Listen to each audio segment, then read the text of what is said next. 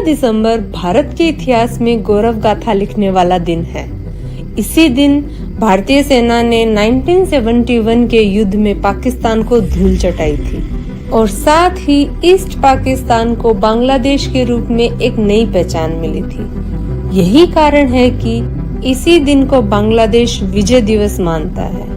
इसी दिन पूरी पाकिस्तान में 93,000 सैनिकों के साथ पाकिस्तानी सुरक्षा बलों के commander lieutenant general A K. Niazi ने भारत के पूर्वी सैन्य commander lieutenant general Jagjit Singh Arora के समक्ष आत्मसमर्पण किया था।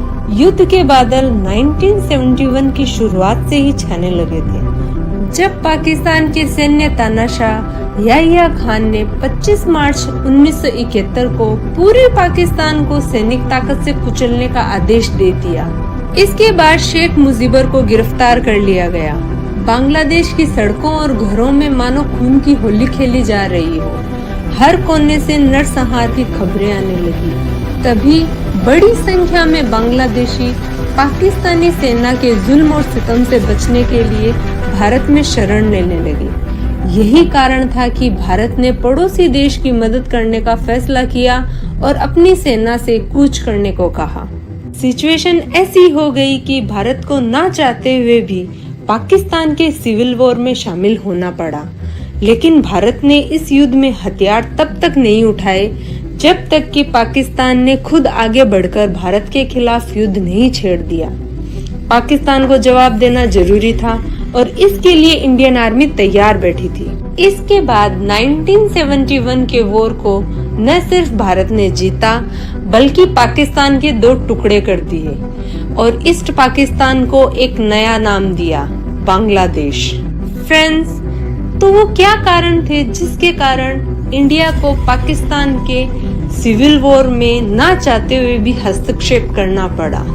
आइए जानते हैं। आप वीडियो को एंड तक जरूर देखें मेरे साथ। और मैं प्रतिभा पारिक, आप देख रहे हैं रियल जियो पॉलिटिक्स। 28 अप्रैल 1971 तत्कालीन प्रधानमंत्री Indira Gandhi chief of army staff general Manek Shaw से बांग्लादेश की सिचुएशन पर डिस्कस करती हैं और उन्हें कहती हैं कि वो जंग की तैयारी करें। लेकिन मानेक शॉ वॉर के चैलेंज को बताते हुए इतनी जल्दी वॉर पर जाने को अवॉइड करते हैं।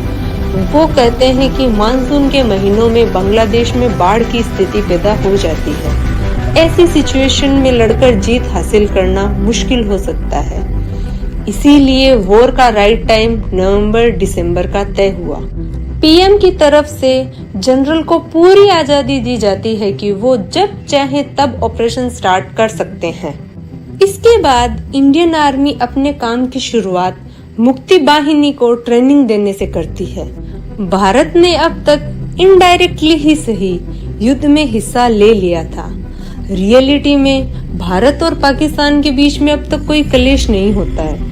लेकिन 3 दिसंबर 1971 को सिचुएशन तब बदल जाती है जब पाकिस्तान ऑपरेशन चंगेज खान लॉन्च कर देता है। वो भारत के 11 एयरबेसेस को निशाना बनाते हैं। पाकिस्तानी आर्मी अमृतसर, आगरा, पठानकोट, जोधपुर, श्रीनगर, अंबाला, बीकानेर, जैसलमेर और भुज जैसे 11 एयरफील्ड को टारगेट करता है। रडार सिस्टम को भी डिस्ट्रॉय करने की कोशिश की जाती है। पाकिस्तान की तरफ से जंग का बिगुल बजा दिया जाता है। पाकिस्तान का मकसद भारत के एयरबेसेस को तबाह कर इंडियन एयरफोर्स को वॉर से बाहर रखना होता है। लेकिन लकीली उनके निशाने सटीक नहीं बैठते हैं और इंडियन एयरफोर्स तुरंत ही सतर्क हो जाती है और पाकिस्तानी आर्मी को मुंह तोड़ जवाब देने को तैयार हो जाती है। 4 दिसंबर को इंडियन एयरफोर्स जब एयर स्ट्राइक पर उतरती है तो पाकिस्तान के कई रनवेज को तबाह कर देती है, जिनमें पाकिस्तान के कुछ जरूरी एयरफील्ड्स होते हैं जिन्हें इंडियन एयरफोर्स बुरी तरह डैमेज कर देती है। इन पाकिस्तानी एयरबेसेस की हालत इतनी खराब हो जाती है कि कई दिनों तक इन्हें वॉर के लिए इस्तेमाल करना नामुमकिन हो जाता है। कुछ यही हाल इंडियन एयरफोर्स ईस्ट पाकिस्तान के एयरबेसेस का भी करती है। वही 4 दिसंबर को इंडियन नेवी भी पाकिस्तानी नेवल आर्मी को मुंह तोड़ जवाब देती है। इंडियन नेवी को जानकारी होती है कि कराची पोर्ट पाकिस्तानी नेवी का सबसे बड़ा हेडक्वार्टर होता है। ये पोर्ट पाकिस्तान के मैरीटाइम ट्रेड के लिए भी सबसे इम्पोर्टेंट होता है। इसे नुकसान होने पर पाकिस्तान की इकोनॉमी क्रैश कर सकती है। हेंस इंडियन नेवी कराची के हार्डवेयर को अपना टारगेट बनाती है और इस ऑपरेशन को नाम देती है ऑपरेशन ट्राइडेंट। इस ऑपरेशन की कमान संभालते हैं navy chief admiral SM Nanda.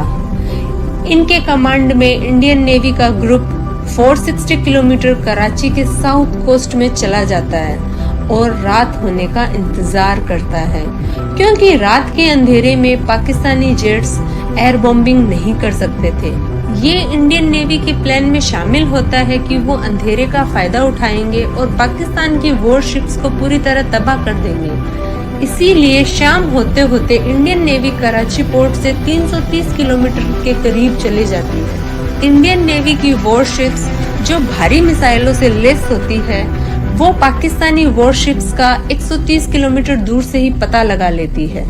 Pakistani navy को अंदाजा भी नहीं होता है कि वो बड़े हमले का शिकार होने वाली होती है। सबसे पहले आईएनएस निर्घाट अटैक करती है और पाकिस्तान के डिस्ट्रॉयर पीएनएस खैबर के टुकड़े टुकड़े कर देती है। उसके बाद आईएनएस वीर और आईएनएस निपात भी अपना अपना कमाल दिखाती है और पाकिस्तान के 2 और नेवल शिप्स को बर्बाद कर पानी में डुबो देती है।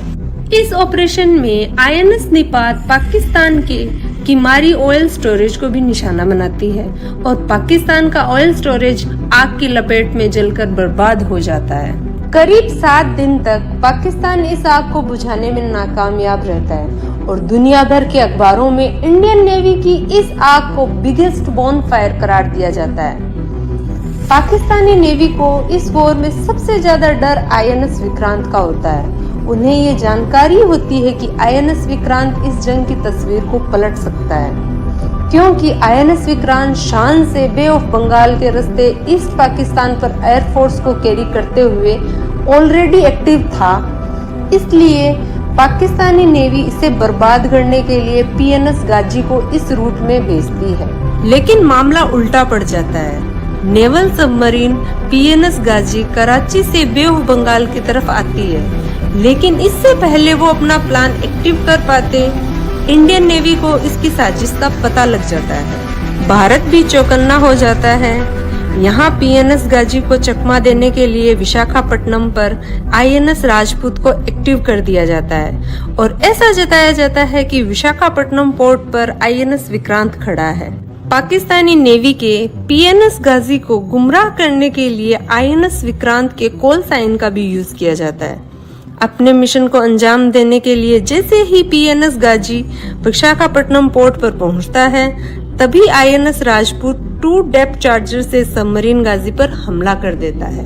पीएनएस गाजी पूरे मामले को समझता और रिटर्न फायर करता तब तक आईएनएस राजपूत ने हमले को शुरू कर दिया था और इस तरह पीएनएस गाजी पाकिस्तान के मंसूबों के साथ ही डूब जाता है। 4 दिसंबर की रात को पाकिस्तान ने भारत के लोंगेवाला चेकपोस्ट पर अटैक कर दिया।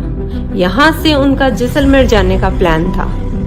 उस वक्त लोंगेवाला चेकपोस्ट कुलदीप सिंह चांदपुरी सहित 120 जवानों की निगरानी में थी।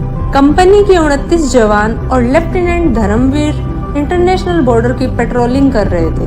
देर शाम उन्हें जानकारी मिली कि दुश्मन के बहुत सारे टैंक एक पूरी ब्रिगेड के साथ लोंगेवाला पोस्ट की तरफ बढ़ रहे हैं। उस ब्रिगेड में 2 से 3 हजार से ज्यादा जवान होंगे। कुछ ही पलों बाद लश्कर का सामना भारत की एक सेना की छोटी सी टुकड़ी के साथ होना था।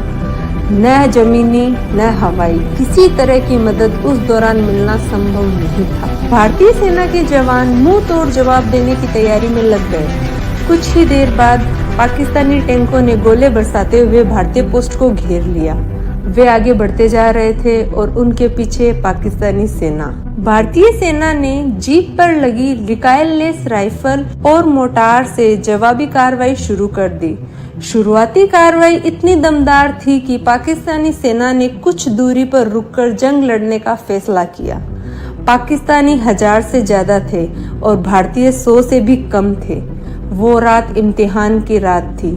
गोलीबारी की आवाज कम होने के साथ ही एक ही आवाज गूंज रही थी,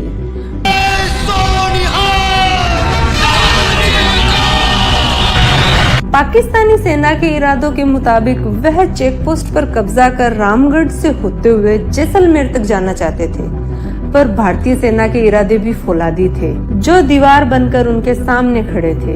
रात होते होते अब तक भारत की छोटी सी टुकड़ी ने दुश्मन के 12 टैंक तबाह कर दिए थे। रात भर गोलीबारी जारी ही थी। जैसलमेर एयरबेस पर उस वक्त सिर्फ 4 हंटर एयरक्राफ्ट और सेना की ऑब्जर्वेशन पोस्ट के 2 विमान थे। हंटर एयरक्राफ्ट रात में अंधेरे में हमला नहीं कर सकते।